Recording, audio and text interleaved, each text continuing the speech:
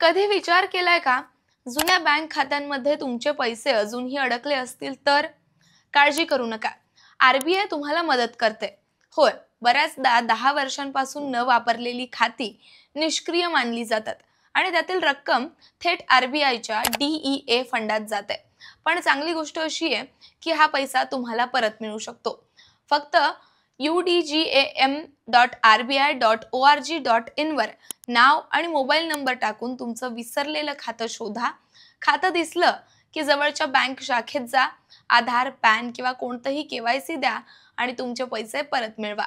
काही वेळा व्याजासह सुद्धा तुम्हाला ते दिले जातात.